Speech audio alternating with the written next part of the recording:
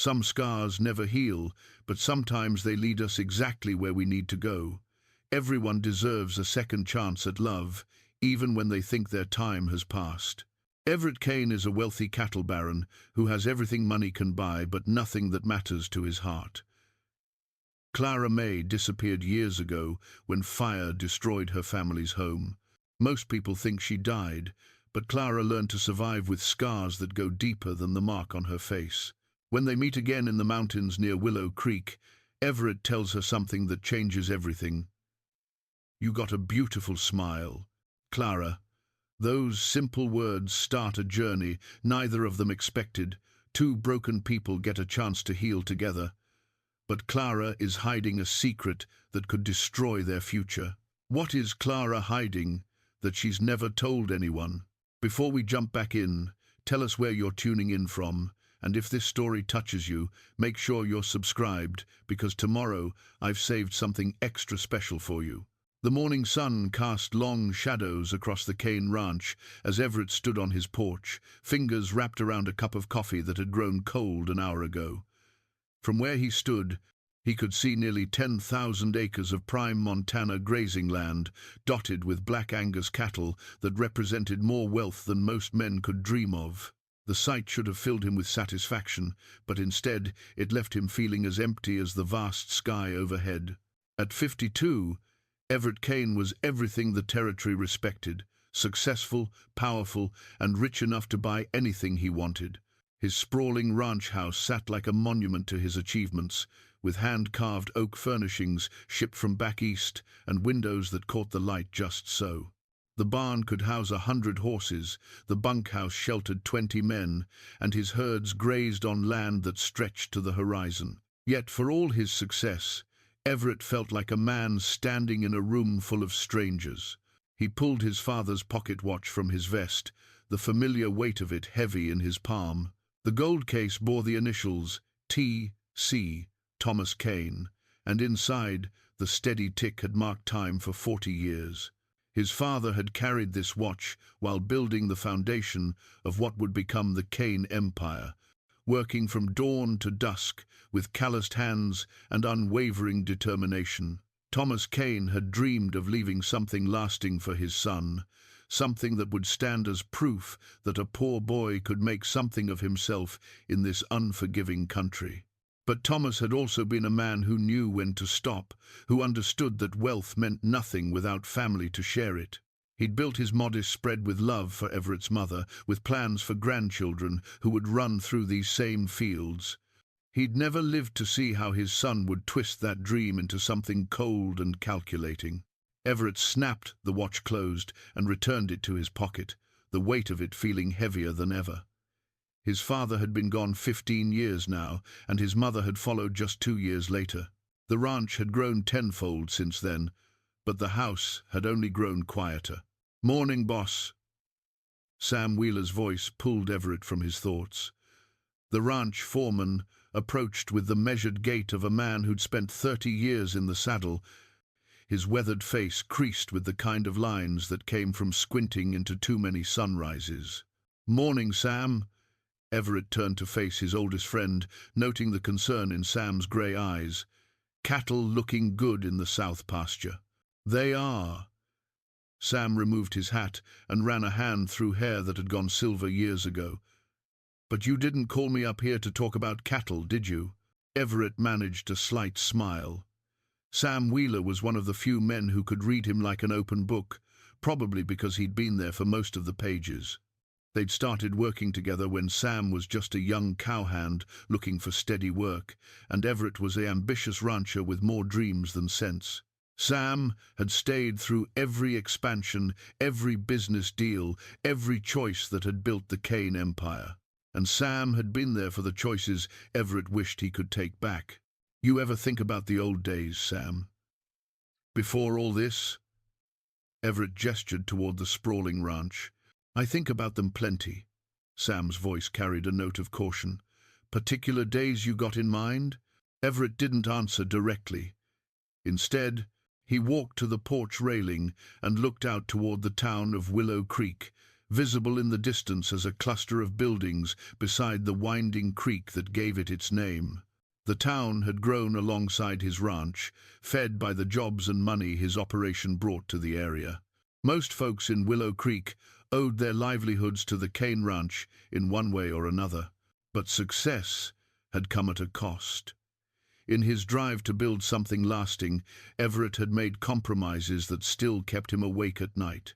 He'd partnered with men who operated in moral grey areas, made deals that benefited him while hurting others, and turned a blind eye to practices that would have made his father ashamed.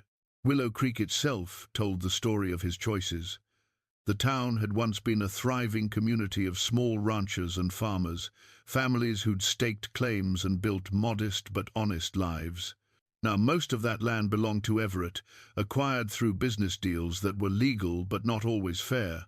The small farmers had sold out or been forced out, their children scattered to cities back east or mining towns further west. "You remember the Harper place?" Everett asked suddenly. Sam's expression darkened. "I remember." The Harper homestead had sat on prime land along Willow Creek, where the soil ran rich and the water never failed. Robert Harper had built a good life there with his wife and 3 children, running a small cattle operation that provided for his family without threatening anyone else's prosperity. But the land sat right in the middle of what would become Everett's biggest pasture, and his business partners had convinced him that sometimes a man had to make hard choices to secure his future. Everett closed his eyes, remembering the night 15 years ago when flames had swept through the Harper homestead. The family had barely escaped with their lives, and by morning everything they'd built was ash and memory. The official story was that a kitchen fire had gotten out of control, but Everett knew the truth was darker than that. His business partners, men whose names still appeared on legal documents throughout the territory, had arranged for the fire. They'd called it necessary, a way to encourage Robert Harper to sell land he'd been unwilling to part with. No one was supposed to get hurt, they'd promised. It was just meant to destroy property, not lives.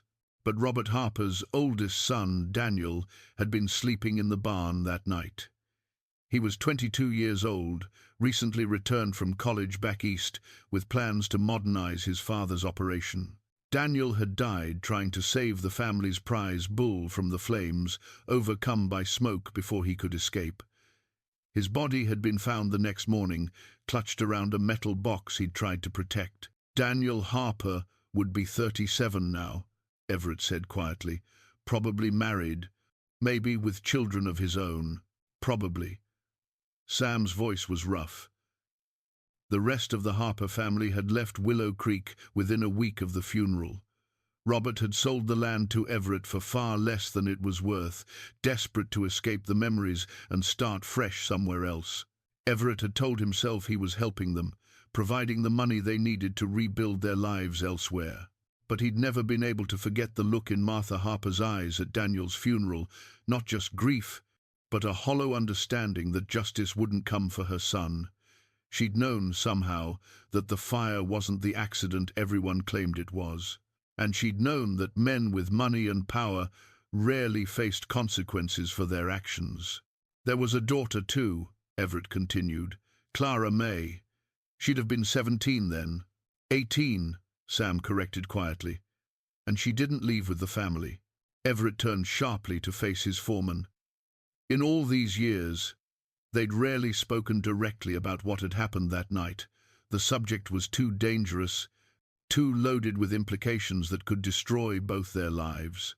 "What do you mean?" Sam looked uncomfortable, shifting his weight from one foot to the other. Clara Mae Harper didn't leave town with her parents. She was supposed to, but something spooked her. Last anyone saw, she was heading up into the mountain country north of here. Folks figured she got lost, or maybe couldn't handle the grief. Search parties looked for her for weeks, and never found so much as a footprint. After a while, people started assuming she'd died up there. Easy for someone to get lost, permanent-like. Everett felt something cold settle in his stomach. In all these years, he'd assumed the entire Harper family had moved on, started fresh, somewhere far from Willow Creek. The thought that Clara Mae might have died because of his actions, died alone in the wilderness, driven there by grief over her brother's death, was almost too much to bear. "You think she's dead?" Everett asked. Sam was quiet for a long moment, studying his boss's face. "I think," he said carefully, "that some questions are better left alone. That family's had enough pain." But Everett couldn't leave it alone. For 15 years, he'd carried the weight of what he'd done, justified it as the cost of building something lasting. He'd told himself that the Harper family had moved on, that they'd used the money from the land sale to build better lives elsewhere. Learning that Clara Mae might have died because of his choices shattered that comfortable fiction. The morning sun climbed higher, burning off the last of the mountain mist and revealing the full scope of Everett's domain.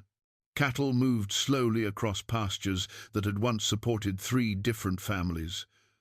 The creek ran clear and cold, carrying mountain snowmelt through land that now served a single purpose, making Everett Cain richer.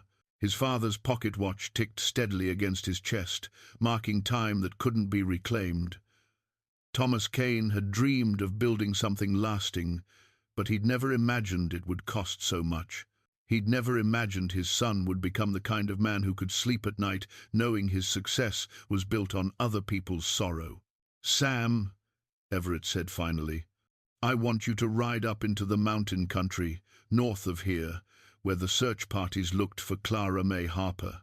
Boss, I'm not asking you to bring her back if she's even alive. I just need to know. One way or another, I need to know what happened to that girl."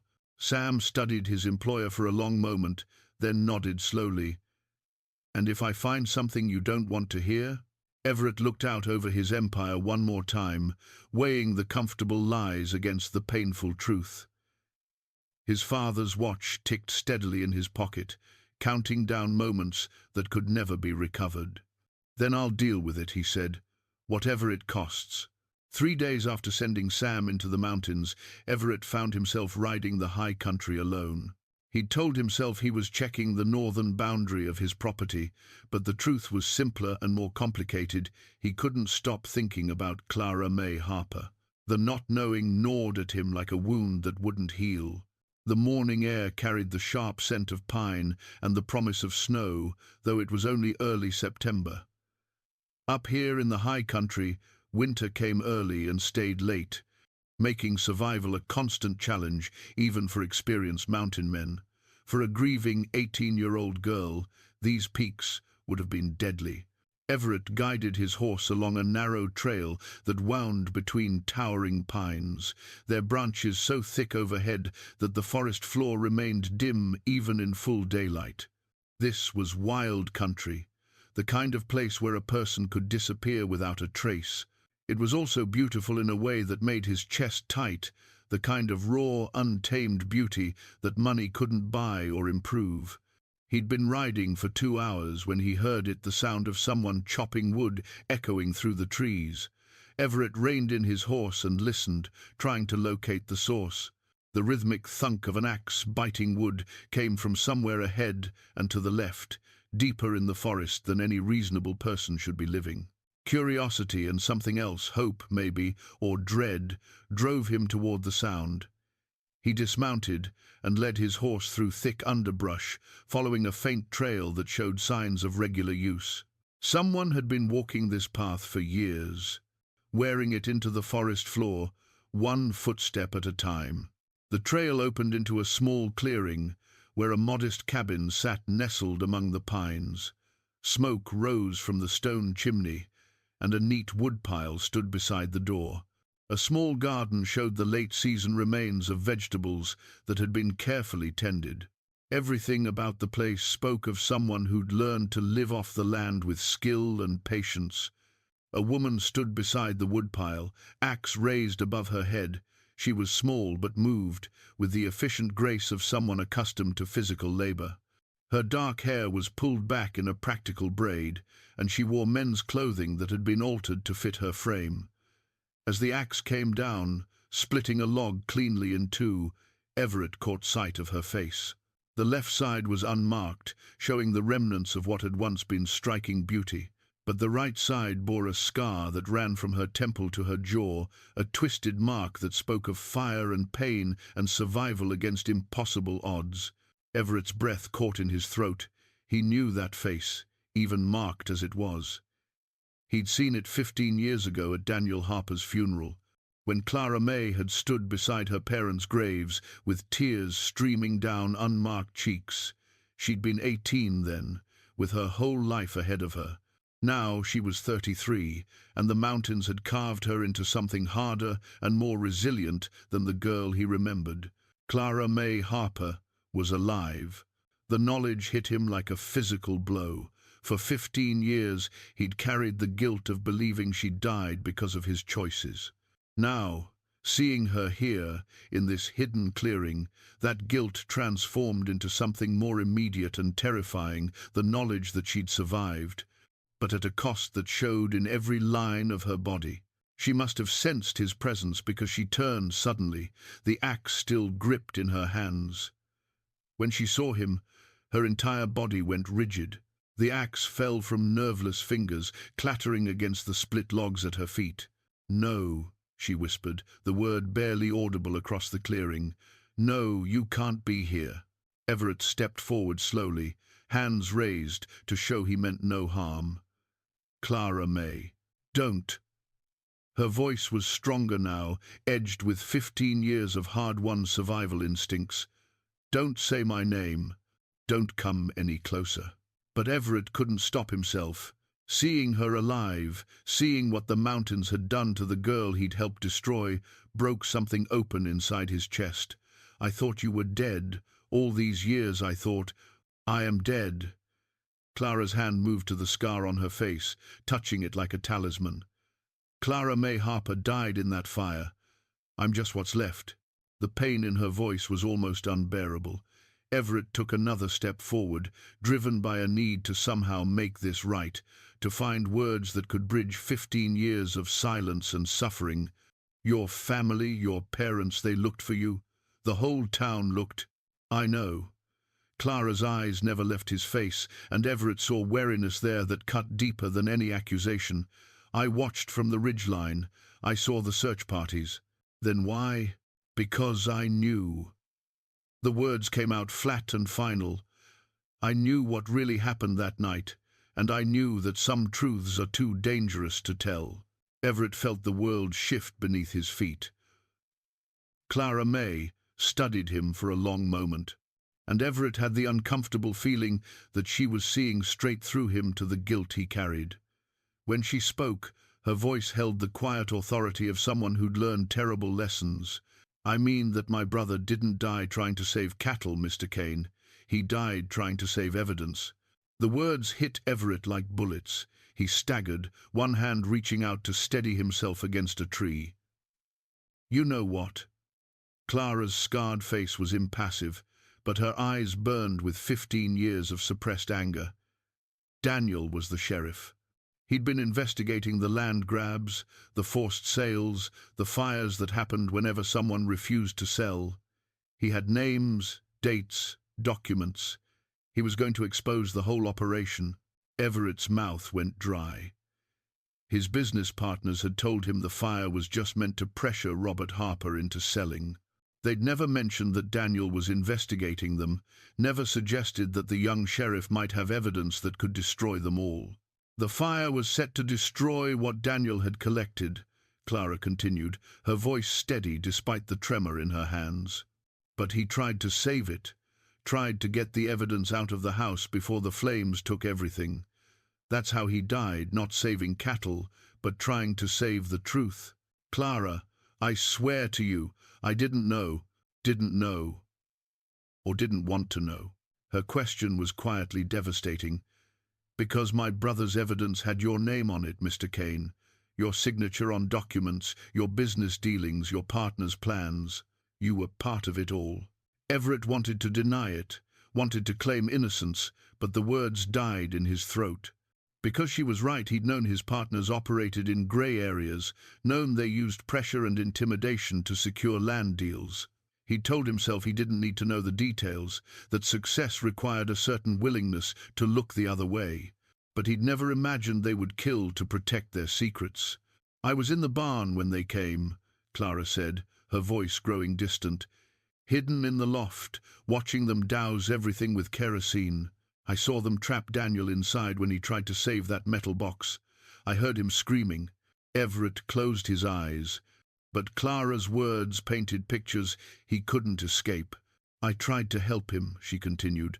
"Tried to break through a window, get him out somehow. That's how I got this." She touched the scar again. Broken glass and flames. "By the time I could see again, Daniel was gone, and the killers were riding away." "Why didn't you tell someone?" "The territorial marshal, Tell them what?" Clara's laugh was bitter. "That the sheriff had been killed by men whose names were on legal documents throughout the territory? That some of the most powerful men in Montana had committed murder to protect their land deals? Who would have believed me? And more importantly, who would have protected me from the same fate as my brother?" The truth of her words settled over Everett like a weight. A young woman with no family, no protection, no allies, she would have been vulnerable to the same men who'd killed her brother. Going into hiding hadn't been cowardice, it had been survival. "So you came here," Everett said. "I came here to die," Clara corrected. "I figured the mountains would be quicker than whatever those men had planned for me. But dying turned out to be harder than I expected." She gestured toward the cabin, the garden, the neat woodpile that spoke of years of careful preparation. 15 years, Everett said quietly. 15 years of learning that being dead to the world isn't the same as being actually dead. 15 years of wondering if I made the right choice, staying hidden while those men got richer and more powerful. Everett looked at her, really looked at her, and saw not just the scarred survivor, but traces of the girl she'd been. The determined set of her jaw was the same, the direct way she met his gaze, the stubborn tilt of her chin that had made her brother proud. But there was something else now, something that hadn't been there when she was 18. A quiet strength that came from surviving when survival seemed impossible, a hard-won wisdom that had been paid for with years of solitude and grief. "You got a beautiful smile, Clara," Everett said suddenly, the words coming from somewhere deeper than thought. Clara Mae's hand flew to her scarred cheek, her eyes wide, with something that might have been shock or fear or hope. For a moment, the careful mask she'd built over 15 years of hiding slipped, and Everett caught a glimpse of the woman she might have been if fire and loss hadn't carved her into someone else entirely. Then she turned and ran, disappearing into the forest like smoke, leaving Everett alone in the clearing with the echo of his words and the knowledge that everything he'd believed about himself was wrong. Everett rode back to the ranch in a daze, Clara Mae's words echoing in his mind like thunder that wouldn't fade. By the time he reached the main house, his hands were shaking so badly he could barely dismount. Sam Wheeler was waiting on the porch, concern etched deep in the lines of his weathered face. "Found her, didn't you?" Sam said quietly. Everett nodded, unable to trust his voice. He sank into one of the porch chairs, suddenly feeling every one of his 52 years. The weight of Clara's revelations pressed down on him like a physical thing. The knowledge that Daniel Harper had been murdered, that Clara had witnessed it, that she'd spent 15 years hiding from killers who thought their secret was buried. "She's alive, Sam. Clara Mae Harper is alive, and she's been living up there in the mountains all this time." Sam's face went pale. "Jesus, Mary, and Joseph, all these years. She saw it happen." Everett's voice came out as a whisper. "She saw them kill Daniel. It wasn't an accident, it was murder, and she witnessed the whole thing." For a long moment, neither man spoke. The implications hung between them like a loaded gun, dangerous and ready to explode. If Clara Mae had evidence, if she could prove what really happened that night, it would destroy not just Everett's business partners, but potentially Everett himself. "Boss," Sam said carefully, "what exactly did she tell you?" Everett recounted the conversation, watching Sam's expression grow darker with each detail. When he finished, his foreman was quiet for a long time, staring out at the mountains where Clara Mae had made her hidden home. "We need to find out exactly what Daniel Harper knew," Sam said finally, "and we need to understand just how deep this goes." That afternoon, Everett found himself in his study, surrounded by 15 years' worth of business documents. The room was lined with oak filing cabinets that contained contracts, deeds, partnership agreements, and correspondence, the paper trail of his empire's growth. He'd always been meticulous about record-keeping, a habit inherited from his father. Now that attention to detail might be his salvation or his damnation, he pulled out the file marked Harper Property with hands that still trembled slightly. The folder was thicker than he remembered, filled with documents that told the story of how he'd acquired some of his most valuable land. As he spread the papers across his massive oak desk, a picture emerged that made his stomach turn. The land deed transfers were all there, signed and notarized.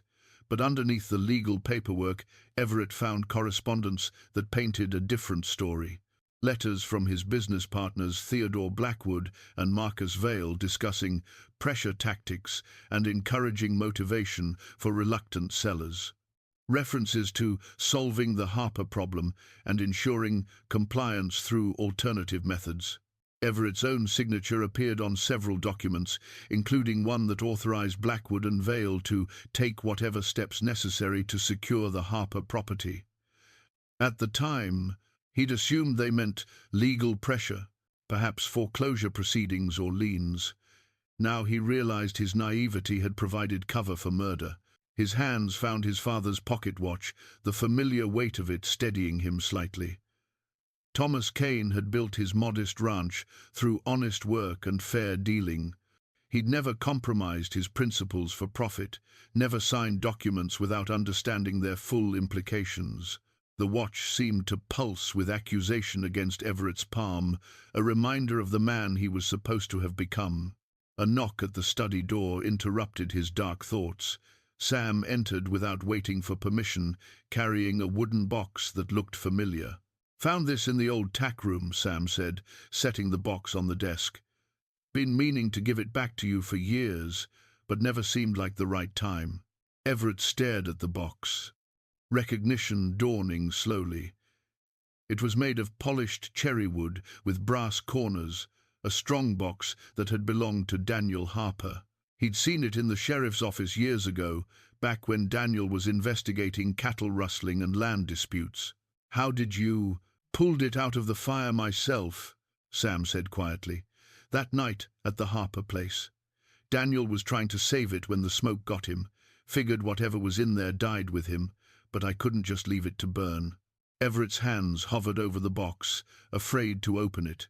Inside would be the evidence that Daniel Harper had died, trying to protect documents that could implicate not just his business partners, but potentially Everett himself. "You look inside?" Everett asked. "Never opened it. Figured that was Daniel's business, not mine." But now Sam's voice trailed off meaningfully. Everett lifted the lid with hands that had steadied through sheer force of will. Inside, wrapped in oiled cloth to protect them from moisture, were dozens of documents. Reports, photographs, correspondence, and what looked like financial records. Daniel Harper hadn't just been investigating, he'd been building a comprehensive case. The first document was a map of the territory, marked with colored pins. Red pins showed properties that had been acquired through pressure sales situations, where owners had sold quickly after mysterious accidents or threats. Yellow pins marked properties where the owners had simply disappeared, leaving behind land that was eventually claimed for unpaid taxes. Green pins showed Everett's current holdings. Nearly every red and yellow pin now sat inside the boundaries marked in green. "Mother of God," Sam whispered, looking over Everett's shoulder. He had it all figured out. The photographs were worse. Pictures of burned barns, destroyed crops, and cattle found dead in pastures. Each image was carefully labeled with dates, locations, and the names of the property owners who'd sold shortly after the incidents. The pattern was clear and damning, a systematic campaign of intimidation that had transferred thousands of acres into the hands of Everett's partnership. But it was the correspondence that truly destroyed Everett's last hopes of innocence. Letters from Theodore Blackwood detailing specific plans for pressuring landowners. Notes from Marcus Vale describing accidents that could befall stubborn farmers. And scattered throughout, copies of Everett's own responses, brief, business-like notes that authorized his partners to handle the situation and resolve the matter quickly. He'd told himself he didn't want to know the details, that success sometimes required unpleasant necessities. Now he saw how his willful blindness had enabled murder and terror across the territory. The final item in the box was a letter addressed to the territorial marshal, written in Daniel Harper's careful handwriting. It was a complete report, naming names and providing evidence of the conspiracy. Daniel had been planning to send it the day after he died, had been preparing to expose the entire operation and bring justice to the victims. "This is what got him killed," Everett said, holding up the letter. "He was going to destroy all of us." "All of us?" Sam's voice held a note of warning. "Or just the men who deserved destroying?" Everett met his foreman's gaze and saw something that chilled him: disappointment, mixed with a loyalty that was being stretched to its breaking point. Sam Wheeler had worked for the Cain Ranch for 30 years, had helped build everything Everett owned. Now he was learning that his life's work had been built on other people's graves. "I never meant for anyone to die, Sam. You have to believe that." "What I believe doesn't matter," Sam said quietly. "What matters is what you do now." Clara Mae Harper has been hiding in those mountains for 15 years, afraid for her life. Daniel Harper died trying to bring justice. The question is, what kind of man are you going to choose to be? Everett looked down at the evidence spread across his desk, proof of crimes that had made him rich and destroyed innocent families. His father's watch ticked steadily in the silence, counting moments that couldn't be reclaimed, choices that couldn't be undone. But perhaps they could still be made right. The ruins of the Harper homestead sat on a rise overlooking Willow Creek, barely visible through 15 years of encroaching wilderness.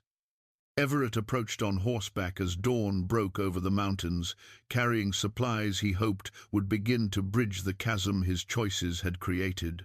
The foundation stones were still there, blackened by fire but too solid to be moved by time or weather.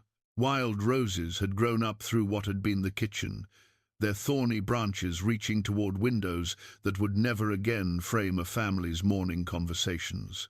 A single chimney stood sentinel over the remains, its bricks cracked, but still reaching skyward like a monument to what had been lost.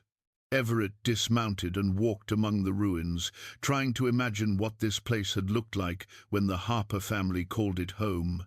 There would have been a garden where Martha Harper grew vegetables for her family's table, a porch where Robert Harper sat in the evenings planning improvements to his modest cattle operation, a room where Clara Mae had dreamed about her future, never imagining that fire and violence would steal it away. He found a flat stone near where the front door would have stood and carefully arranged the supplies he'd brought: dried goods, coffee, a heavy wool blanket, and matches wrapped in oilcloth. Beside them, he placed a letter written on his personal stationery, the words carefully chosen through a sleepless night. "Miss Harper," the letter began, "I know you have every reason to hate me and no reason to trust anything I say. I know my words cannot bring back your brother or restore what your family lost. But I want you to know that I never intended for anyone to be hurt, and I will spend whatever time I have left trying to make this right. These supplies are offered with no expectation except that they might make your life a little easier. If you want me to leave you in peace, I will respect that choice. If you're willing to talk, I'll be here every morning at sunrise until you're ready." He signed it simply E. Cain and weighed it down with a riverstone to keep the mountain wind from carrying it away. The ride back to the ranch took him through Willow Creek's main street, where the early morning bustle was already beginning. Storekeepers swept their porches, preparing for another day of commerce that depended largely on the wages paid by the Cain Ranch. The hotel served breakfast to traveling cattle buyers who came to negotiate deals that would further enrich Everett's operation. Even the small church at the end of Main Street had been built with lumber donated by Everett's lumber mill. It was a prosperity built on displaced families and buried secrets, and now that Everett understood the true cost, the sight of it made him sick. He stopped at Martha Henley's boarding house, a two-story building with a wide front porch where the town's older residents often gathered to share news and gossip. Martha had been running the place for 20 years, providing clean rooms and good meals to travelers and new arrivals. She was also one of the few people in Willow Creek who remembered the Harper family clearly. "Morning, Mr. Cain," Martha called from where she was hanging laundry on the side porch. She was a sturdy woman in her 60s, with grey hair pulled into a practical bun and hands that spoke of a lifetime of honest work. "Morning, Mrs. Henley.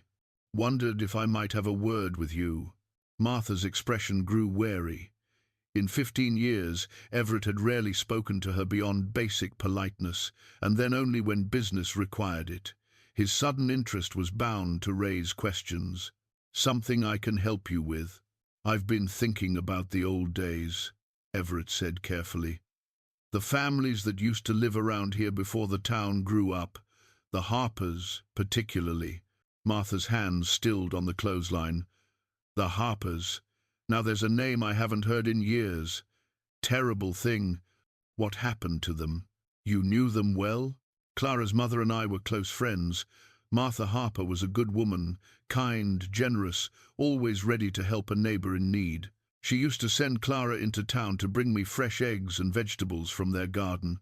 Everett felt something twist in his chest at the image of young Clara Mae walking into town with gifts from her mother's garden before fire and loss had driven her into the wilderness. "Clara Mae," he said. "What was she like?" Martha studied his face for a long moment, clearly wondering why he was asking. "She was a lovely girl, quiet but thoughtful. Had a beautiful smile that could light up a room when she let it show. Her father always said she had the strongest spirit of all his children, but she was gentle too, good with animals, patient with folks who needed help. Her mother used to worry about her sometimes," Martha continued, turning back to her laundry. "Said Clara felt things too deeply, took other people's troubles too much to heart. Martha Harper feared her daughter might not be strong enough for the hard knocks life tends to hand out." "Turns out she was stronger than anyone imagined," Everett said quietly. Martha gave him a sharp look. "What makes you say that?" Everett realized his mistake too late. Just surviving the loss of her brother and having to leave everything behind. "That takes strength." "I suppose it does." Martha's voice held a note of suspicion, but she didn't press further. Clara Mae had her father's determination under all that gentleness. Robert Harper never backed down from what he thought was right, even when it cost him. After leaving Martha Henley's boarding house, Everett rode the boundaries of his property with new eyes, seeing not the success he'd built, but the families that had been displaced to create it. Every fence line told a story of acquisition. Every pasture had once supported someone else's dreams. The carved wooden cross hidden in Clara Mae's cabin haunted his thoughts, a symbol of the faith that had sustained her through 15 years of isolation. Her father had made it for her. Martha Henley had told him years ago, carved from oak wood with his own hands as a confirmation gift. That Clara Mae had carried it into the wilderness and kept it all these years spoke to a strength that shamed Everett's own complaints about loneliness and regret. That evening, Sam Wheeler found him in his study, staring at Daniel Harper's evidence box. "Any word from the homestead ruins?" Sam asked. "Too soon to tell. Left supplies and a letter this morning. And if she doesn't respond?" Everett looked up from the documents that detailed his empire's bloody foundation. "Then I'll keep leaving supplies until she does, or until she tells me to stop. Boss, you know this won't end with just Clara Mae. If she's got evidence, if she decides to come forward, then I'll face whatever consequences come." Everett's voice was steady, but his hands trembled slightly as he touched his father's pocket watch. "My father built something honest, Sam. I turned it into something ugly. Maybe it's time to tear down what shouldn't have been built in the first place." Sam studied his employer's face for a long moment. "And Blackwood and Vale? They won't just stand by and watch their empire crumble." "No," Everett agreed grimly.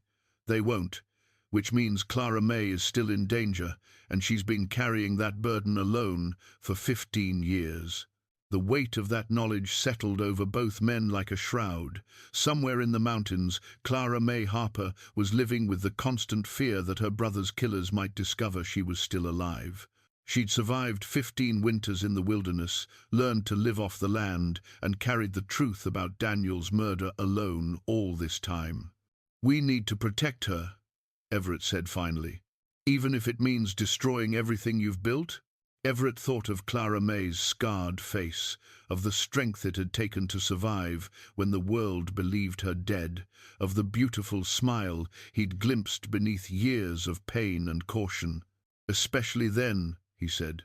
For 5 mornings, Everett rode to the Harper homestead ruins and found his supplies untouched. The letters he left remained exactly where he'd placed them, weighted down by river stones, but unread. Each day, he added something new: coffee, sugar, a pair of warm gloves as the September mornings grew colder, even some books from his father's collection that he thought might help pass the long mountain evenings. On the 6th morning, everything was gone. Everett dismounted and searched the ruins carefully, looking for any sign that Clara Mae had been there. The supplies had vanished without a trace, but in their place, arranged carefully on the flat stone where he'd been leaving his offerings, were 3 items that made his breath catch. The first was a small, carved bird, whittled from pine wood with delicate skill. The second was a handful of wild berries, wrapped in clean cloth mountain huckleberries that wouldn't be found anywhere near the homestead ruins. The third was a piece of paper torn from one of his own letters, with a single word written in careful handwriting: "Why?" Everett picked up the carved bird, marveling at the craftsmanship. It was a mountain jay, captured in perfect detail, from the curve of its beak to the individual feathers on its wings. Clara Mae had made this with her own hands, probably during the long winter evenings in her hidden cabin. The skill required spoke of years of practice, of someone who'd learned to create beauty even in the midst of survival. The berries were a message too. They grew only in the high country, in places that required dangerous climbing to reach.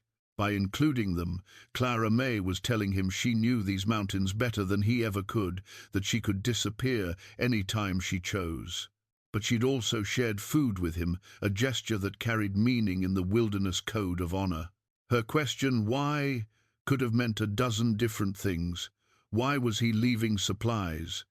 Why was he trying to help now? Why had he allowed her family to be destroyed? Why should she trust anything he said? Everett pulled out paper and pencil, considering his response carefully.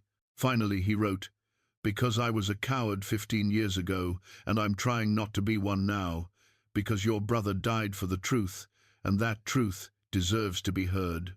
Because you've carried this burden alone too long."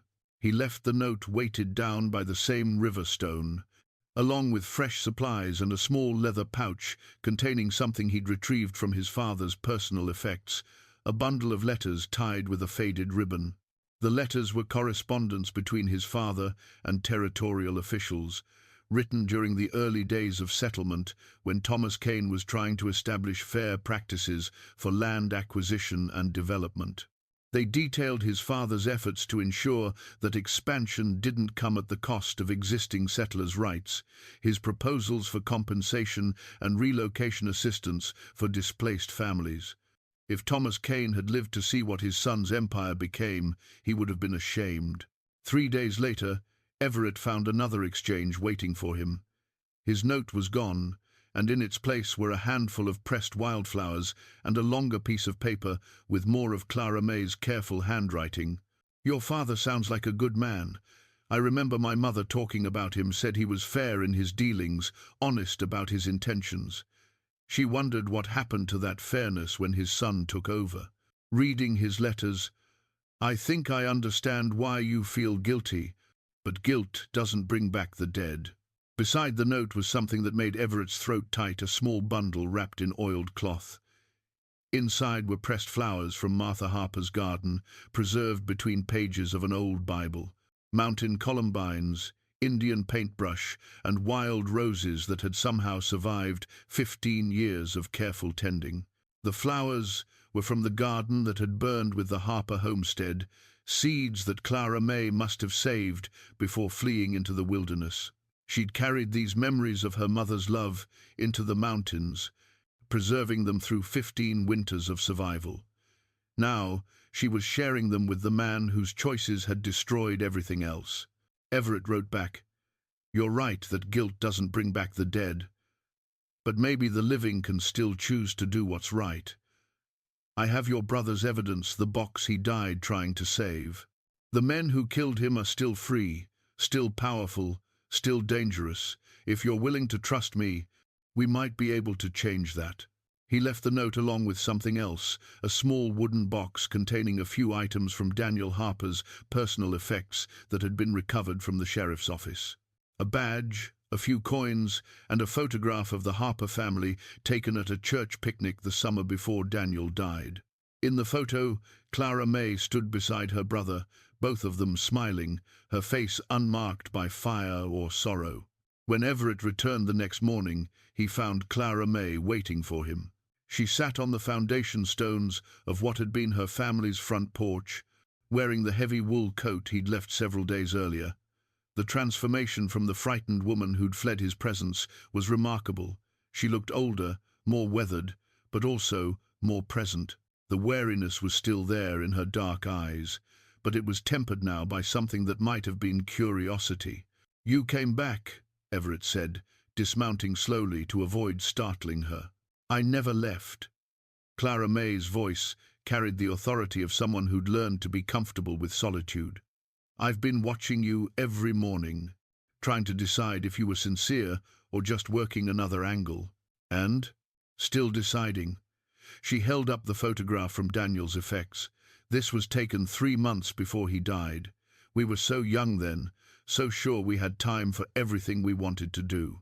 Everett approached carefully, stopping several feet away to give her space. "Tell me about him." "About Daniel." Clara Mae studied the photograph for a long moment before speaking. "He was going to marry Sarah Whitmore that fall. Had it all planned, the ceremony, where they'd live, how many children they wanted. Daniel always said the territory needed good people to make it into something decent, and he was determined to be one of them. He was investigating the land acquisitions. More than that, he was investigating a conspiracy that reached all the way to the territorial capital. Men who were using violence and intimidation to steal land, then selling it to Eastern investors for huge profits. Your name was on those documents, Mr. Cain." "Read to." Everett nodded, feeling the weight of his father's pocket watch against his chest. "I know. I've seen the evidence. And I know that my willful ignorance made me as guilty as the men who lit the fire." "Willful ignorance." Clara Mae repeated the words thoughtfully. "That's an interesting way to put it. Most men would claim they were victims too, manipulated by partners they trusted. Most men don't have to look at the woman whose family they helped destroy." For the first time since he'd found her, Clara Mae almost smiled. It was a ghost of the expression he'd glimpsed in their first encounter, but it was there. "You really think there's a way to bring them to justice? After all this time?" Everett met her gaze steadily. "I think your brother died believing the truth was worth fighting for. I think 15 years of hiding is long enough, and I think the territory deserves to know what kind of men have been running things." Clara Mae stood slowly, still clutching the photograph of her family. When she spoke, her voice carried 15 years of accumulated determination. "Then we'd better get started." Clara Mae's hidden cabin was even more remarkable than Everett had imagined during their first encounter. Nestled in a natural depression between towering pines, it was invisible from more than 20 feet away, perfectly camouflaged by design and 15 years of careful maintenance. The structure itself was modest but solidly built, with walls of chinked logs and a roof covered in sod that sprouted wild grasses and small flowers. "Built it myself the first winter," Clara Mae said, leading him through the narrow entrance. "Nearly died 3 times learning how to do it right. But mountain living doesn't leave much room for mistakes." Inside, the cabin was a testament to ingenuity and determination. Hand-hewn furniture filled the single room efficiently, a bed built into an alcove, shelves carved directly into the log walls, a stone fireplace that provided both heat and cooking space. Everything had been crafted with care and an eye for beauty, despite the harsh circumstances. But it was the small details that truly revealed who Clara Mae had become during her years of isolation. Books lined makeshift shelves, their spines showing titles ranging from practical guides to poetry collections. Hand-carved wooden bowls and cups sat beside the fireplace, each one shaped with the same delicate skill Everett had seen in the mountain jay she'd left for him. A small loom in one corner held the beginnings of a woolen blanket, dyed with colors extracted from mountain plants. "You've built a life here," Everett said, genuine admiration in his voice. "I've built survival," Clara Mae corrected, but there was pride beneath the modesty. "The life I should have had burned with my family's house." On a small table near the window sat Clara Mae's most precious possessions, the pressed wildflower from her mother's garden, now carefully mounted in a frame carved from mountain ash. The flower was a delicate mountain columbine, its purple petals still holding traces of their original color despite 15 years of preservation. Beside it lay her father's wooden cross and a small leather journal filled with her careful handwriting. "I write to them sometimes," Clara Mae said, noticing his gaze. "My family. Tell them about the seasons up here, about the things I've learned, about whether I think they'd be proud of who I've become. What do you think they'd say about seeking justice for Daniel?" Clara Mae was quiet for a long moment, her scarred fingers tracing the edge of the flower frame. "My mother would worry about the danger. She always said revenge was a poison that hurt the one seeking it more than the target.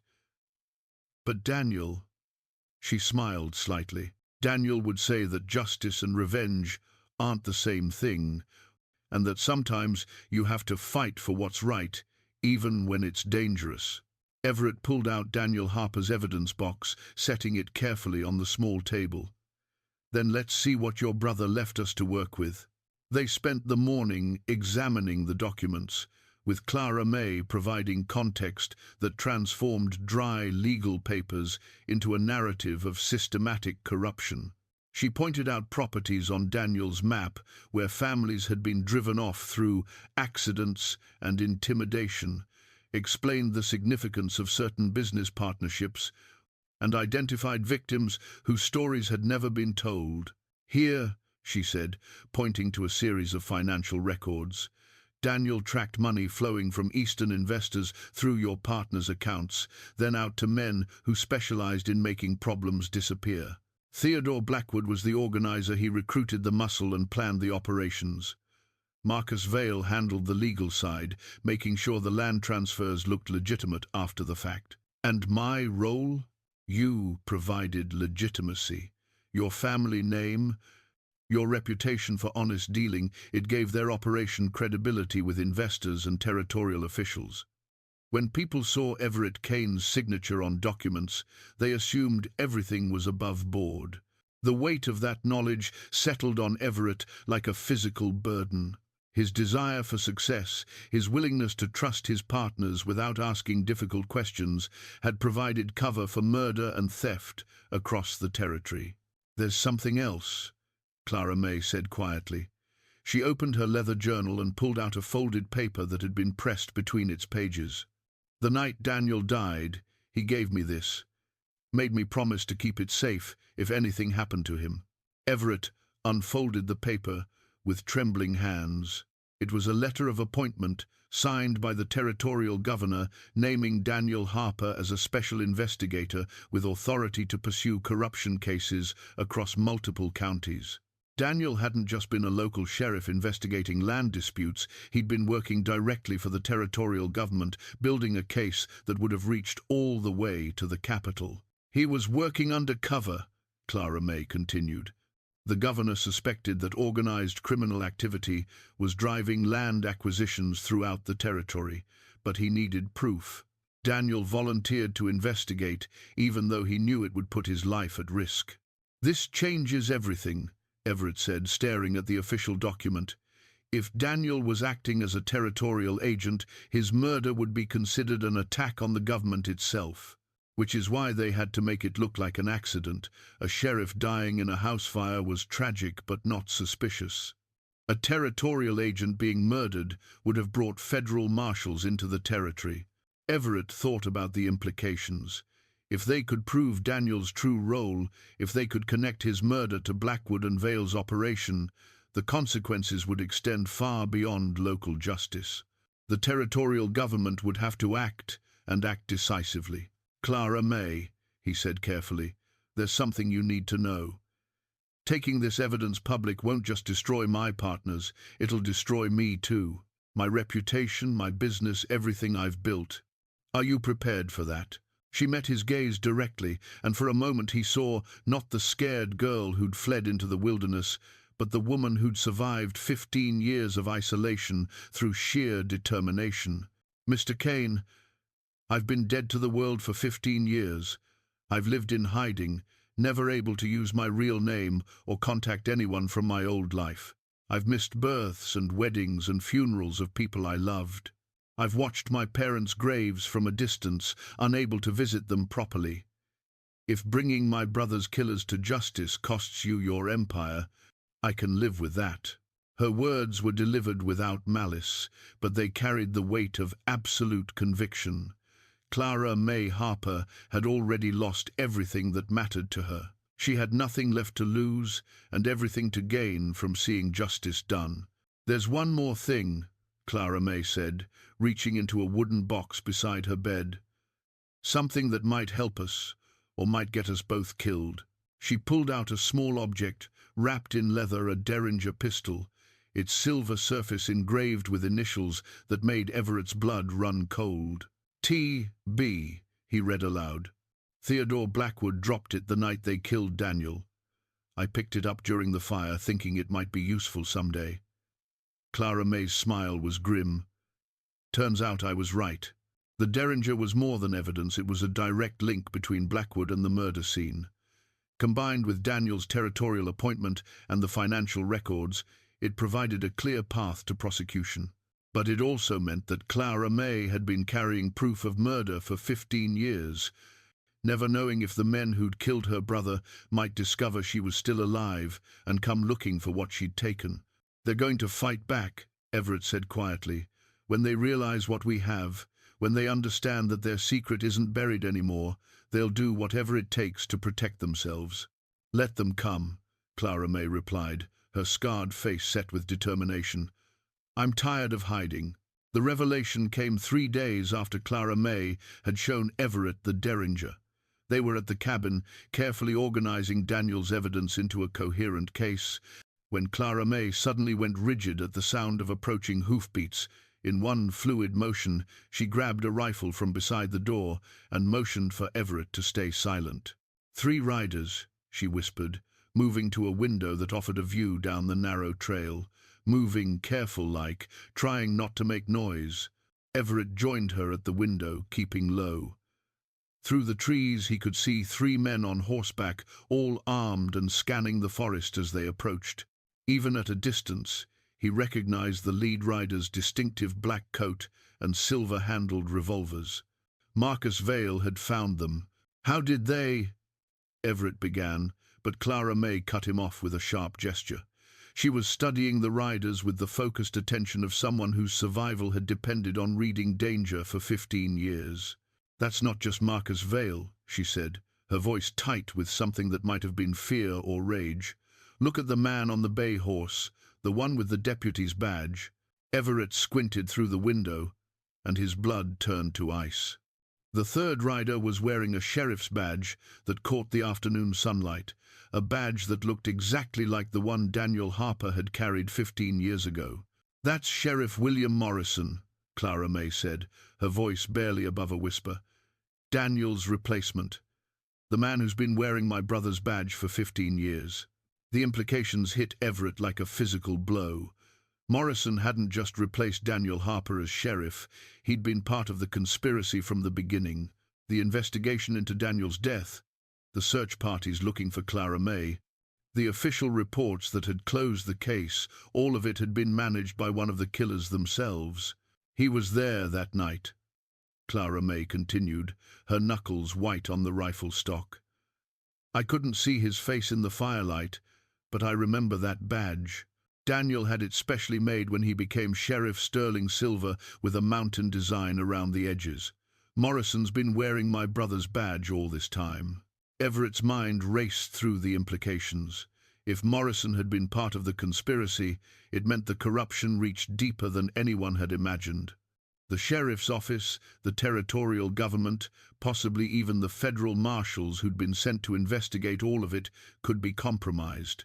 "We need to get out of here," Everett said, but Clara Mae shook her head. "There's only one trail down from this cabin, and they're on it. Besides, running away is what I've been doing for 15 years. I'm done running." She moved away from the window and began pulling items from a wooden chest beneath her bed. The first was a canvas bag that contained Daniel's badge, the real one, not the replica Morrison had been wearing. The second was something that made Everett's breath catch, a small metal object that looked like a star pin. "What is that?"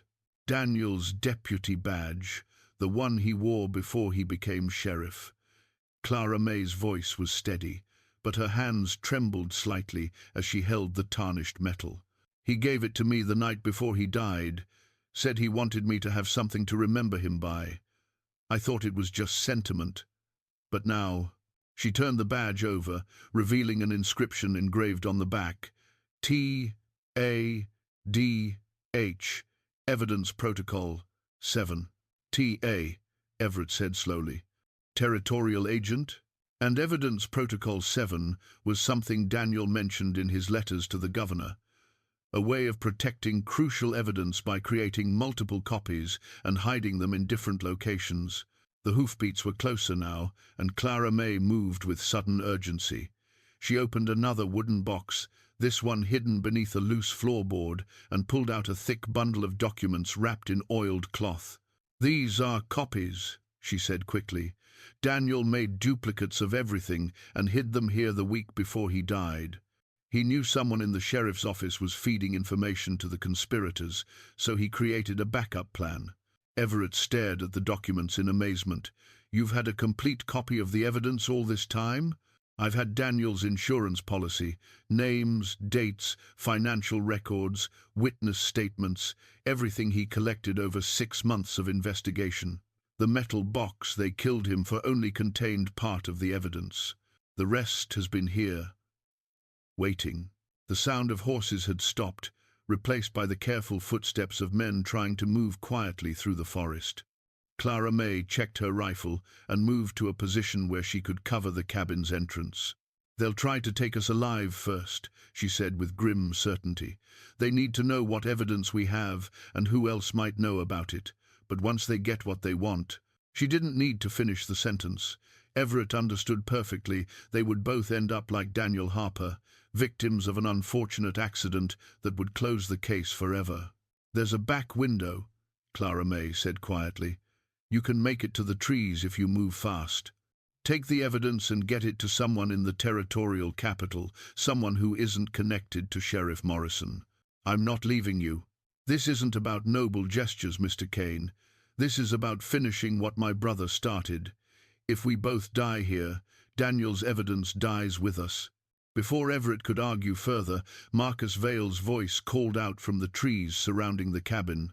"Clara Mae Harper, we know you're in there. We also know you've got company. Now, we can do this easy, or we can do it hard. But either way, you're coming with us." Clara Mae positioned herself beside the window, rifle ready. "Why don't you come a little closer, Marcus?" I've got 15 years of mountain living to show you. Now that's not friendly. We just want to talk, clear up some old misunderstandings. Like the misunderstanding that killed my brother? There was a pause, and when Vale spoke again, his voice held a note of genuine surprise.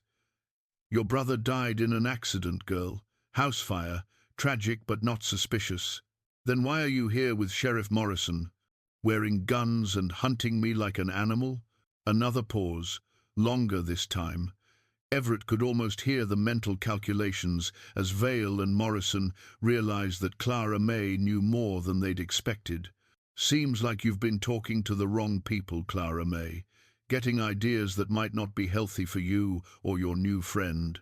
The only unhealthy thing here, Clara Mae called back, is men who murder sheriffs and steal their badges. The silence that followed was different, charged with the kind of tension that preceded violence. Everett could see movement through the trees now, shadows shifting as the three men positioned themselves around the cabin. Sheriff Morrison, Clara Mae called out suddenly. How does it feel to wear a dead man's badge? Does it keep you awake at night, knowing you're wearing something you stole from the man you murdered? That's enough. Morrison's voice cracked like a whip, all pretense of civility abandoned. 15 years I've been wondering if you really died up here, or if you were just hiding like a coward. Turns out you're just as troublesome as your brother. My brother was twice the lawman you'll ever be. Your brother was a fool who didn't know when to mind his own business. Just like you. Lever, nummon speedies. Clara Mae looked at Everett, her scarred face set with grim determination. When the shooting starts, you go out the back window. Don't look back. Don't try to help me. Get that evidence to someone who can use it. Clara, promise me. Before Everett could answer, the first gunshot shattered the afternoon calm. Wood splintered from the cabin's front door as Morrison's bullet punched through the thick logs. Clara Mae returned fire immediately, her rifle barking as she sent a shot toward the muzzle flash in the trees. The battle for justice and survival had begun. But as more shots rang out and bullets began chewing chunks from the cabin walls, Everett realized they were facing more than just three killers. Other voices were calling out from the forest. More horses could be heard approaching through the trees. Marcus Vale hadn't just brought Morrison and one gunman, he'd brought an army. Clara Mae had been hiding from these men for 15 years, protecting evidence that could destroy them all. Now they'd found her, and they were determined to end the threat once and for all. The only question was whether Daniel Harper's evidence would survive long enough to see justice done. The gunfire stopped as suddenly as it had begun, leaving an ominous quiet that seemed to press against the cabin walls. Clara Mae kept her rifle trained on the forest, counting muzzle flashes and trying to determine how many men they were facing. 8, maybe 10, she whispered to Everett. They've got us surrounded, but they're being careful, still want us alive if possible. Everett crouched beside the back window, clutching Daniel's evidence bundle against his chest. Through the glass, he could see movement in the trees, men positioning themselves to prevent any escape attempt. These weren't just hired guns. They moved with the discipline of professionals who'd done this kind of work before. Clara Mae Harper. Marcus Vale's voice carried across the clearing, artificially friendly despite the circumstances. Let's be reasonable about this. You've been living up here like a hermit for 15 years. Don't you think it's time to come back to civilization? I tried civilization once, Clara Mae called back, not moving from her position. Didn't much care for the company. Now that's hurtful. We're offering you a chance to tell your side of the story, clear up any misunderstandings about what happened to your family. Clara Mae's laugh was bitter. The only misunderstanding is that you thought you'd gotten away with murder. Another voice joined the conversation, Sheriff Morrison, his tone carrying the authority of 15 years, wearing a stolen badge. Miss Harper, I'm going to be straight with you. We know you've got evidence you think proves something happened to your brother. We're prepared to listen to your concerns and address them through proper legal channels. Proper legal channels, Clara Mae repeated. Like the proper legal investigation you conducted into Daniel's death? The one that concluded a sheriff died trying to save cattle from a barn fire? Evidence can be misinterpreted, especially by someone dealing with grief and trauma. What looks like conspiracy might just be unfortunate coincidence. Everett watched Clara Mae's face as Morrison spoke, saw the way her jaw tightened with suppressed rage. For 15 years, she'd been forced to listen to the official story of her brother's death, knowing it was a lie but unable to speak the truth. Now the man who'd helped create that lie was trying to gaslight her into believing her own memories were wrong. "Theodore Blackwood's Derringer says otherwise," Clara Mae called out suddenly. "The one he dropped while murdering my brother." The silence that followed was different, tense, and dangerous in a way that made Everett's skin crawl. When Morrison spoke again, his voice had lost all pretense of reasonableness. "You always were too smart for your own good, just like Daniel. Some people don't know when to leave things alone. Some people don't know when to stop covering up their crimes." A new voice joined the conversation. Theodore Blackwood himself, his tone carrying the cold authority of a man accustomed to making problems disappear. "Miss Harper, you've had 15 years to come forward with whatever evidence you think you have. The fact that you chose to hide instead of seeking justice tells me you understand the precarious nature of your position. I understand that coming forward 15 years ago would have meant a quick death and a quiet burial, just like my brother. Your brother chose to interfere with legitimate business operations. He paid the price for that interference." Clara Mae's rifle never wavered, but Everett saw her free hand clench into a fist. Legitimate business operations don't require murdering sheriffs. Sometimes progress requires difficult decisions. Your brother represented an obstacle to the territory's development. Removing that obstacle benefited everyone in the long run. The casual way Blackwood discussed murder, as if Daniel Harper's life had been nothing more than a business expense, sent cold fury through Everett's chest. These men hadn't just killed for money. They'd convinced themselves they were justified in doing it.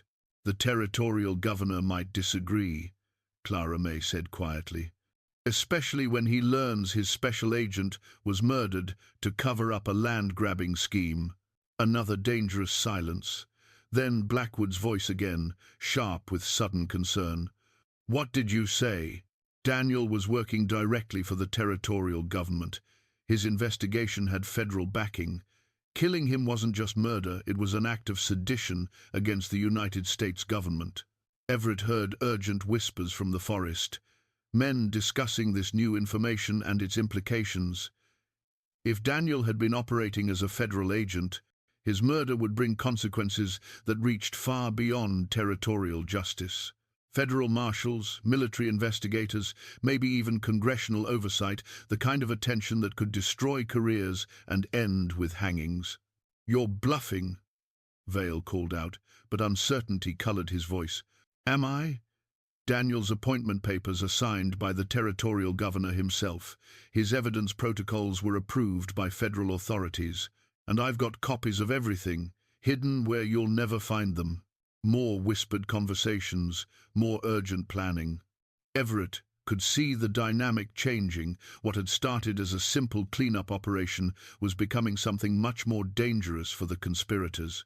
"Here's what's going to happen." Blackwood's voice had gone cold and final.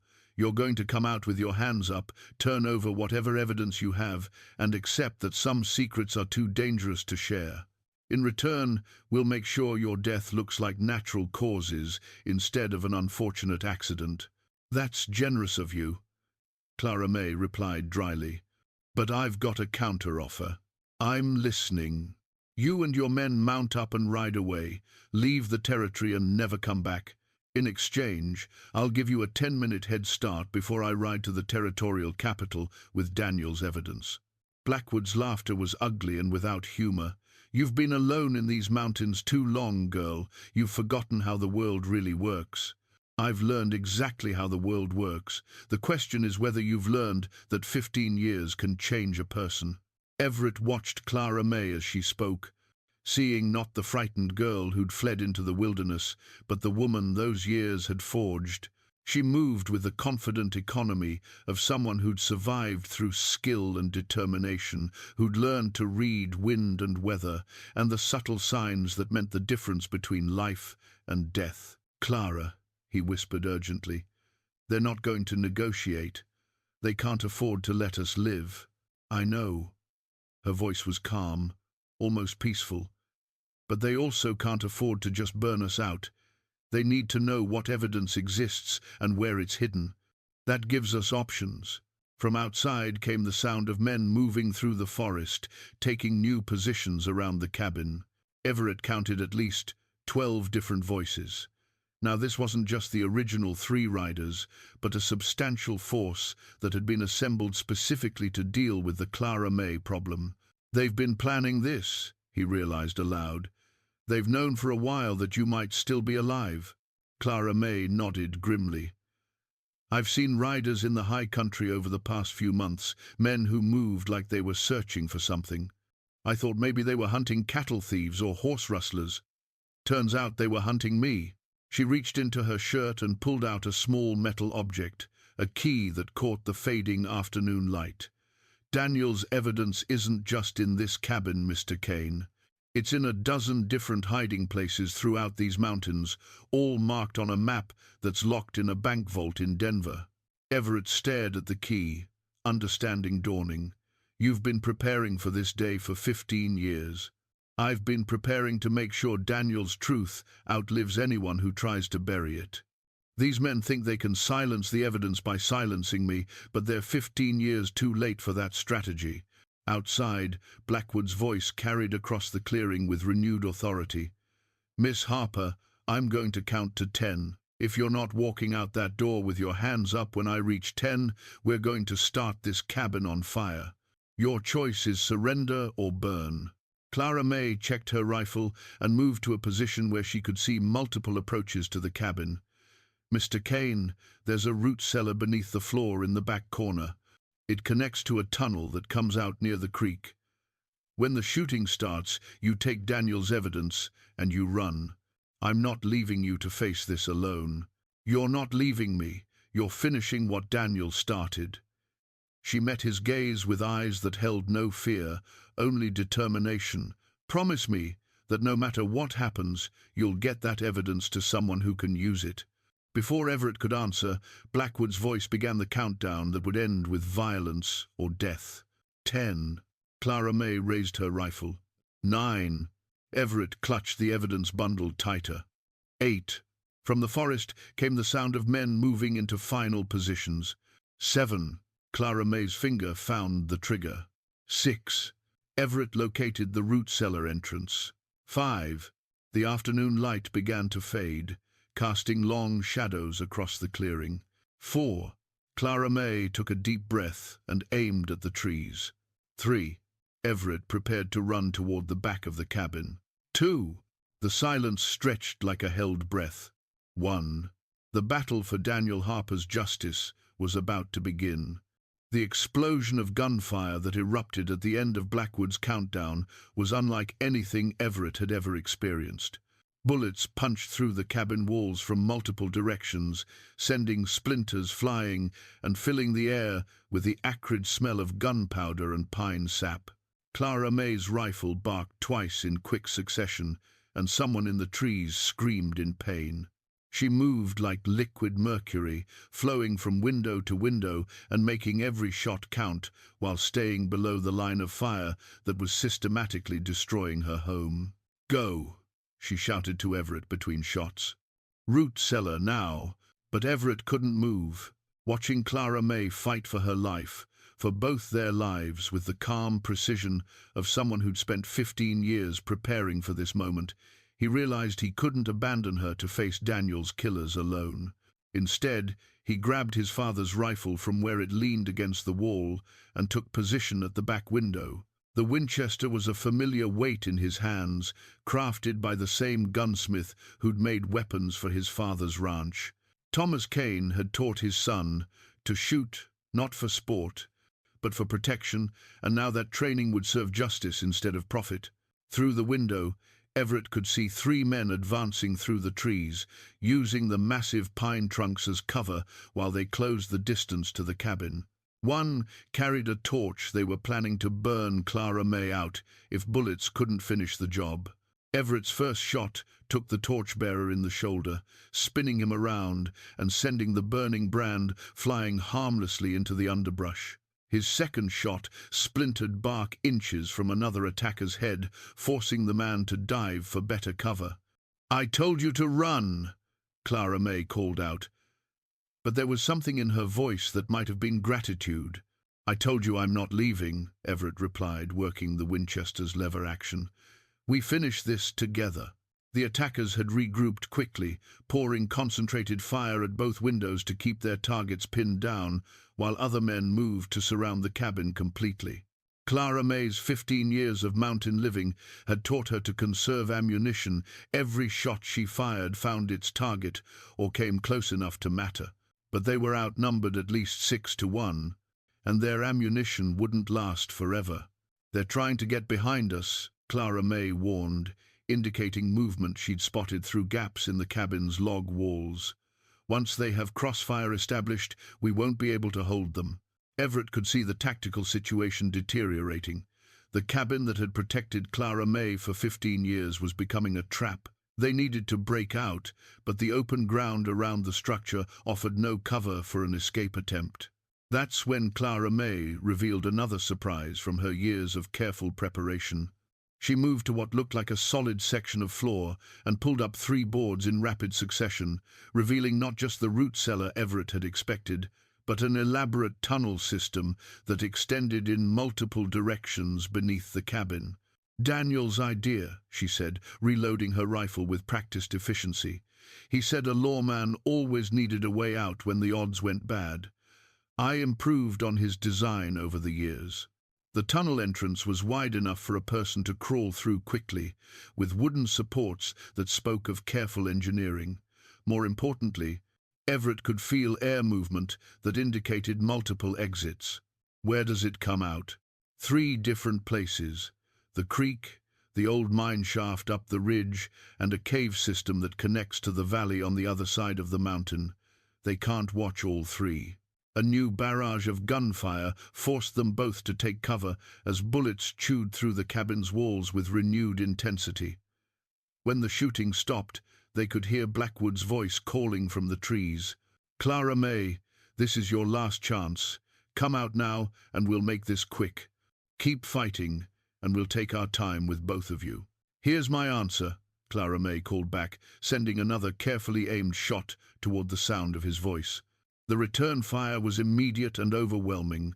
Wood splinters filled the air like deadly confetti, and the cabin's single window on the front wall exploded inward as multiple bullets found their mark. "They're rushing us," Clara Mae said, seeing movement through the gaps in the walls. "It's now or never." She grabbed Daniel's evidence box and thrust it toward the tunnel entrance. "You first. Follow the tunnel toward the sound of running water that leads to the creek. Stay low and move fast." "What about you?" "I'll be right behind you, but someone needs to slow them down or they'll just follow us into the tunnels." Everett understood what she was planning and felt something cold settle in his chest. "Clara, don't. My brother died for this evidence. I won't let his sacrifice be meaningless." She moved to the cabin's front wall, where she'd hidden something behind a loose board, 3 sticks of dynamite wrapped together with a long fuse. Clara Mae had been preparing for this confrontation in ways Everett was only beginning to understand. "When I light this, you'll have about 30 seconds to get clear of the cabin. The explosion should buy us enough time to reach the creek. And if it doesn't..." Clara Mae's scarred face split into a grin that was fierce and beautiful and utterly unafraid. "Then at least we'll take some of Daniel's killers with us." The sound of boots on the cabin's front porch decided the matter.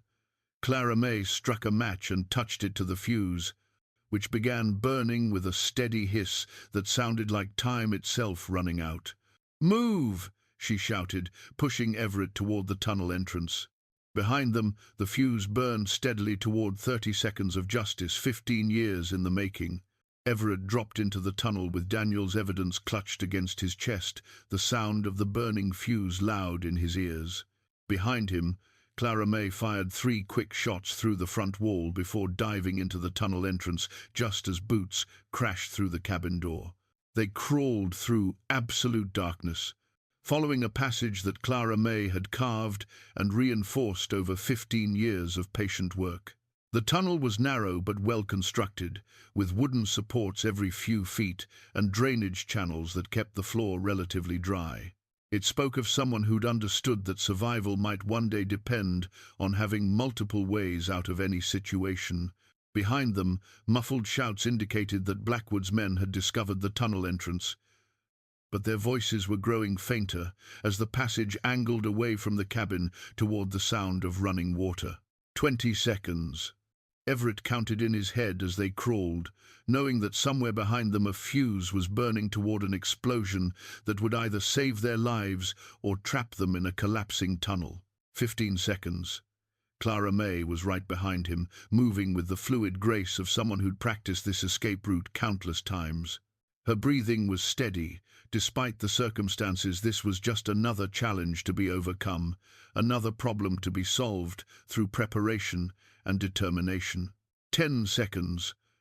Light appeared ahead, not sunlight, but the softer glow of late afternoon filtered through trees. The tunnel was opening toward freedom, toward a chance to get Daniel's evidence to people who could use it. 5 seconds. They reached the tunnel exit, a carefully concealed opening beneath the roots of a massive pine that overhung Willow Creek.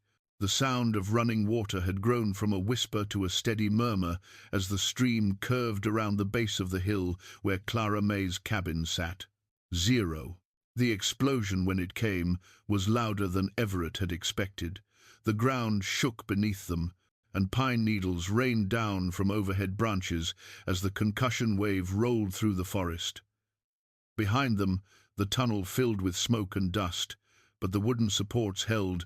Clara Mae emerged from the tunnel and immediately began covering their tracks, scattering pine needles over the entrance and arranging fallen branches to hide any sign of their passage. 15 years of hiding had taught her that survival often depended on attention to details that others might overlook. "The creek will mask our scent," she said quietly, already moving toward the water. "But we need to put distance between us and the cabin before they regroup." They waded into Willow Creek, the cold mountain water shocking after the warmth of adrenaline and confined spaces. The current was swift but not dangerous, and the rocky bottom provided good footing as they made their way downstream toward the valley. Behind them, the forest echoed with shouts and confusion as Blackwood's men tried to assess the damage and locate their escaped targets. The explosion had bought them precious time, but Everett knew it was temporary. These men had been hunting Clara Mae for months. They wouldn't give up easily. "There's an old mining camp about 2 miles downstream," Clara Mae said as they picked their way between river rocks. "Abandoned for 10 years, but the buildings are still solid. We can rest there and figure out our next move." Everett nodded, too focused on not falling in the creek to waste energy on conversation. The evidence bundle was wrapped in oilcloth, but he still held it above the waterline to protect Daniel Harper's 15-year-old investigation from the very creek that had given Willow Creek its name. They'd been walking for 20 minutes when the sound of hoofbeats reached them through the forest. Multiple riders, moving fast and parallel to the creek. Blackwood's men were already back in pursuit, probably following the stream on the assumption that their targets would use the water to cover their tracks. "Here," Clara Mae whispered, indicating a place where the creek curved sharply around a granite outcropping. "We can get out of the water without leaving tracks on the bank." They climbed onto solid rock that showed no footprints, then made their way through a grove of aspen trees whose fallen leaves would conceal any sign of their passage. Clara Mae moved like a ghost through the forest, choosing paths that left minimal trace while always keeping them oriented toward their destination. The old mining camp appeared through the trees just as the sun touched the western mountains. It consisted of 3 wooden buildings in various states of decay, surrounded by the rusted remains of equipment that had once extracted silver from the rocky hillside. Most importantly, it offered concealment and multiple escape routes if they were discovered again. Clara Mae led them to what had been the mine office, a small building with thick walls and windows that commanded good views of the surrounding approaches. Inside, someone had left basic supplies, blankets, canned food, even a small cook stove that suggested the place was still occasionally used by travelers. "Safe house?" Everett asked. "One of several. I've spent 15 years preparing for the day when I'd have to run with Daniel's evidence. Every few miles through these mountains, there's a place where someone could rest, resupply, and plan their next move." As they settled into the abandoned office, Everett realized the full scope of what Clara Mae had accomplished during her years of hiding. She hadn't just survived in the wilderness, she'd created an entire network of safe houses, escape routes, and supply caches that would allow her to move through the mountains while staying ahead of any pursuit. "Tomorrow we ride for the territorial capital," Clara Mae said, checking her rifle and counting ammunition. "Tonight, we rest and let Daniel's killers wear themselves out, searching the wrong places." Outside, the sound of hoofbeats had faded into the distance, but Everett knew this was far from over. Blackwood and his men would keep hunting until they recovered the evidence or eliminated everyone who'd seen it. The question was whether Daniel Harper's truth would survive long enough to see daylight. 6 months later, the church bells of Willow Creek rang out across the valley in celebration, not for tragedy or mourning, but for a wedding that had seemed impossible just a season before.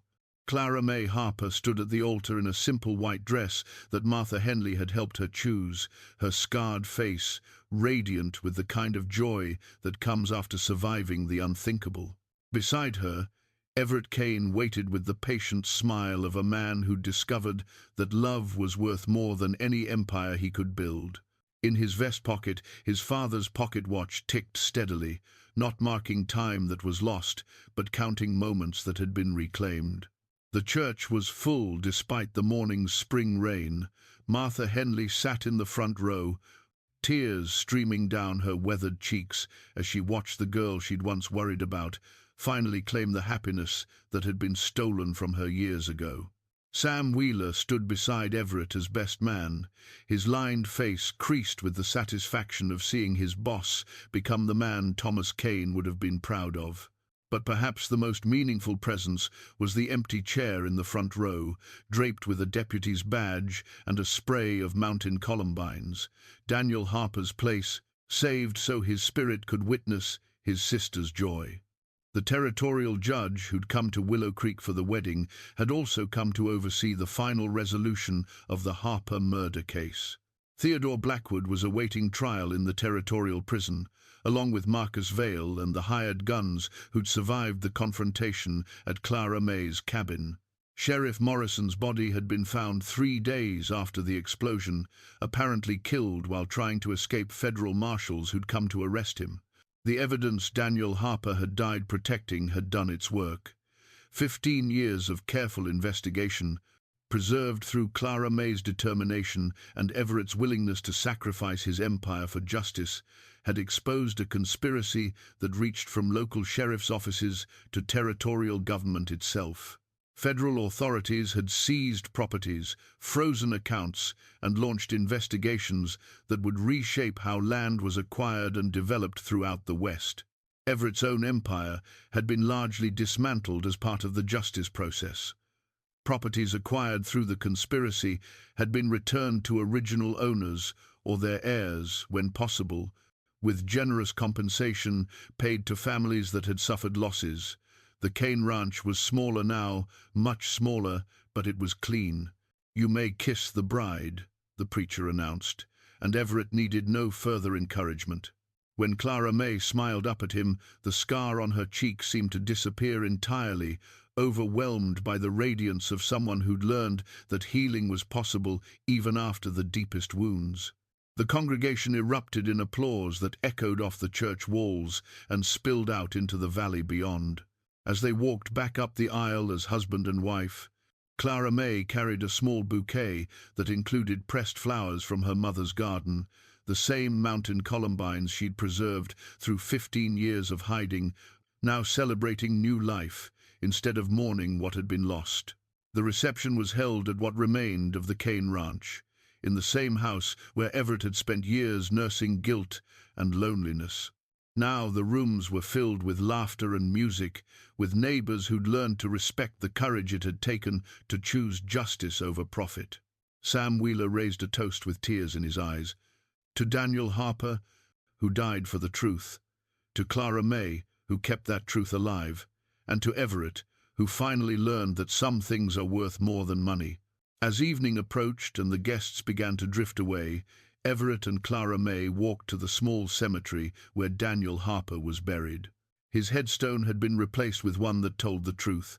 Deputy Sheriff Daniel Harper, territorial agent, died in service to justice. Clara Mae knelt beside the grave and placed her wedding bouquet on the fresh stone. "We did it, Daniel," she whispered. "We finished what you started." Beside Daniel's grave was a newer stone, Robert and Martha Harper, beloved parents. Everett had paid to have their bodies returned from the distant cemetery where they'd been buried, bringing the family back together in the soil they'd loved. "Thank you," Clara Mae said, standing and taking Everett's hand, "for helping me bring them home." They walked back toward the house as the first stars appeared over the mountains.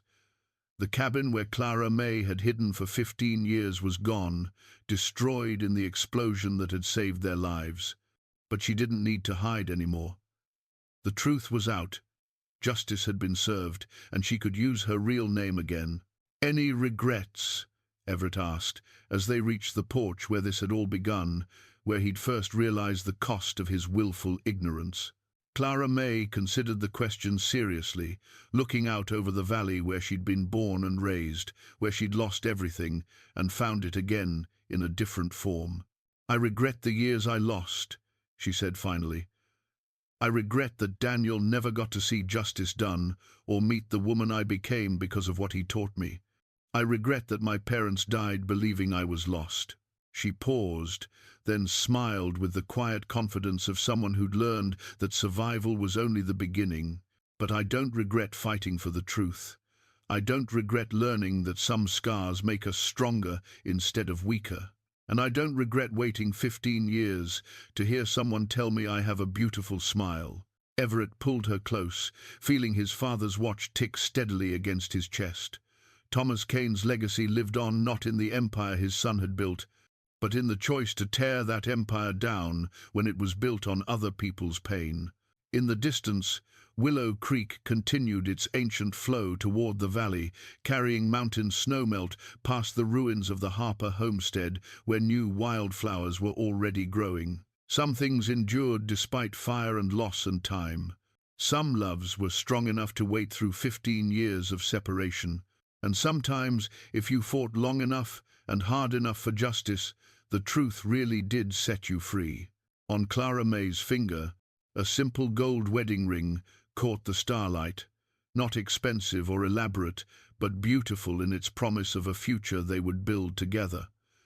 After 15 years of hiding, Clara Mae Harper Cain was finally home.